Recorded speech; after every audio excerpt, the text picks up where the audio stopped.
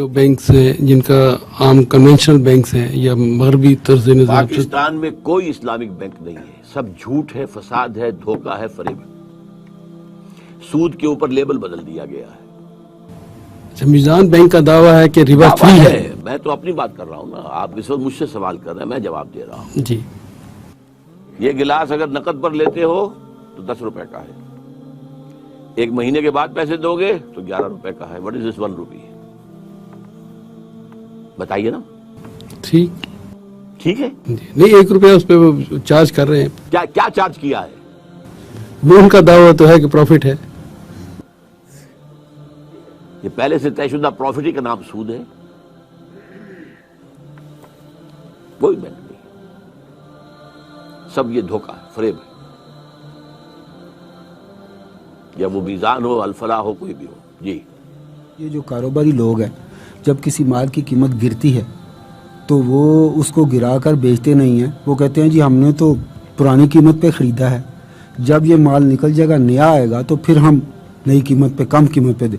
تو کیا یہ بھی سود نہیں ہوگا کہ وہ کہتے ہیں ہمیں نفع ہی نفع ہو، نقصان نہ ہو تجارت میں؟ اصل میں ایسا ہے، اگر کوئی شخص اپنا مال روکنا چاہتا ہے تو اس کا اختیار ہے، بشرطے کہ مارکیٹ کے اندر اویلیبل ہو مال۔ اگر مال مارکیٹ میں سرے سے اویلیبل نہ رہے، ہولڈنگ ہو جائے تو یہ حرام ہے۔ سود کا نام اطلاق کیجیے، اس پر ہولڈنگ ہے، ہولڈنگ جو ہے احتکار حرام ہے۔ ویسے تو یہ ظاہر بات ہے کہ ایک شخص جو ہے اس نے اپنے اسٹور کے اندر اتنے ہزار من جو ہے گندم رکھی ہوئی ہے بیچنے کے لیے، لیکن یہ ہے کہ یہ نہیں ہے کہ بازار میں گندم اویلیبل نہیں ہے، بازار میں گندم مل رہی ہے، اس وقت تک اسے آپ احتکار نہیں کہیں گے۔ لیکن یہ ہے کہ اگر گندم نہ مل رہی ہو اور آپ روک کر بیٹھے رہے تو یہ احتکار ہے اور یہ حرام ہے۔ جی اور کسی بھی برائی کا ساتھ دینے والا وہ بھی اسی میں شامل ہوتا ہے، چاہے وہ اس برائی میں خود شامل نہ ہو۔ جس طرح بینک ہیں، اب اس میں ہم لوگ اپنے پیسے جمع کراتے ہیں، لیکن وہ تو اس پیسے سے بھی سودی کاروبار کرتے ہیں۔ کیا ہمارا ان بینکوں میں پیسہ رکھنا جائز ہے؟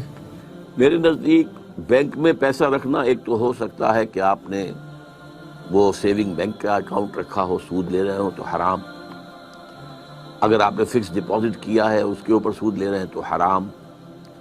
البتہ یہ کہ اگر آپ کرنٹ اکاؤنٹ رکھیں تو میں اسے حرام نہیں کہوں گا، اگرچہ مناسب یہ بھی نہیں ہے، کیونکہ آپ نے جو بات کہی صحیح ہے کہ یو آر سپورٹنگ دیم، لیکن اب کیا کریں؟ ویسے بھی ٹرانزیکشن کے لیے بھی کاروبار کے اندر پیسہ یہاں سے وہاں بھیجنا ہے، کیا کریں، کس طرح کریں؟ سروسز ہیں بینک کی، وہ جائز ہیں، وہ حرام نہیں ہیں۔ اگر آپ ٹی ٹی بھیجتے ہیں اور اس کے اوپر وہ کچھ پیسے جو ہے اپنا کمیشن دیتے ہیں، جائز ہے، تو سروسز جائز ہیں۔ اگر وہ انہوں نے کوئی جو ہے وہ بنا دیے ہیں جو اسٹرانگ باکسز ہوتے ہیں اور ان کے اندر آپ نے اپنے کچھ ویلیویبل لا کے رکھ دیے ہیں تو جائز، آپ کرایہ دیں گے اس کا۔ تو اسی طریقے سے معاملہ، لیکن یہ کہ مناسب نہیں ہے۔ مناسب یہ ہے کہ آپ نہ رکھیں کچھ بھی وہاں پر۔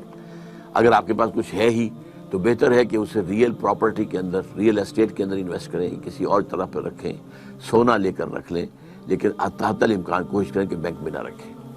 آپ نے کہا کہ یہ سودی نظام ہے سارا بینک کا، تو جو لوگ بینک میں کام کرتے ہیں as a soft where engineer یا ایز اے کمپیوٹر آپریٹر، جن کا اس لین دین سے کوئی تعلق نہیں ہے، ان کو جو ملے گی سیلری، کیا وہ بھی حرام کی اس میں آئے گی؟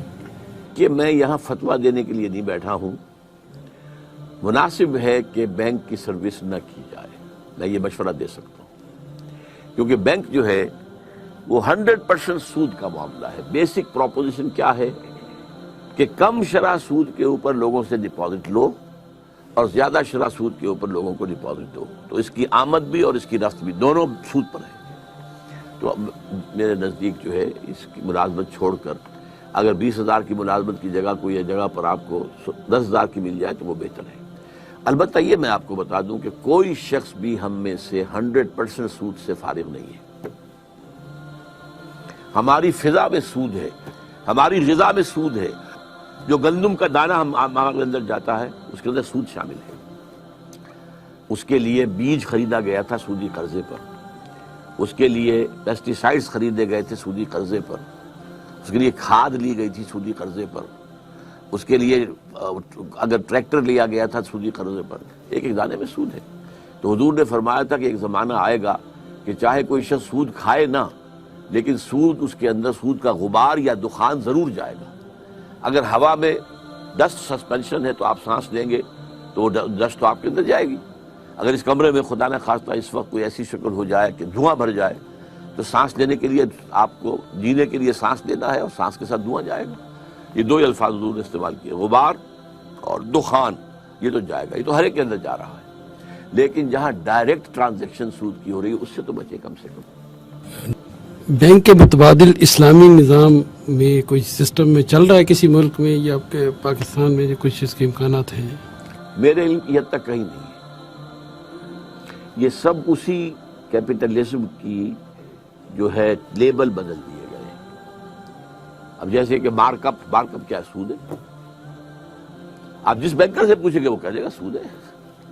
آپ نے نام بدل دیا, شراب کی بوتل کے اوپر آپ نے روح افزا کا شربت لکھ دیا ہے تو شراب. یہ جب تک ذہنیت نہیں بدلے گی, دولت پرستی جب تک اس کی جڑیں نہیں نکلے گی جڑوں کے اندر سے, سود ختم نہیں ہو سکتا. سود خوری دولت پرستی کا اظہار ہے. ورنہ آپ کے پاس زائد پیسہ ہے, آپ کی ضرورت اللہ پوری کر رہا ہے, آپ کو 10,000 روپے تنخواہ مل رہی ہے, آپ کے پاس کچھ پیسہ رکھا ہوا ہے, آپ کسی غریب کو بھی تو دے سکتے ہیں نا. اللہ کے بینک میں جمع کرا دیجئے, وہاں تو 700 گنا ملے گا, اس سے بھی زیادہ ملے گا. آپ کسی اپنے بھائی کو دے دیجئے کہ وہ کچھ کاروبار اپنا شروع کر لے, کوئی دکان ڈال لے چھوٹی سی, کوئی کریانے کی دکان ڈال لے, اور اس میں سے یہ کہ آپ اس سے قرض لے لیجئے, قرض حسنہ واپس لے لیجئے. یہ بھی تو کر سکتے ہیں نا. لیکن جہاں دولت کی پرستش ہو رہی ہو وہاں پہ یہ کام نہیں ہو سکتا. دین کی بات پھیلانا صدقہ جاریہ ہے. ثواب کی نیت سے ویڈیو کو شیئر ضرور کیجیے. جزاک اللہ.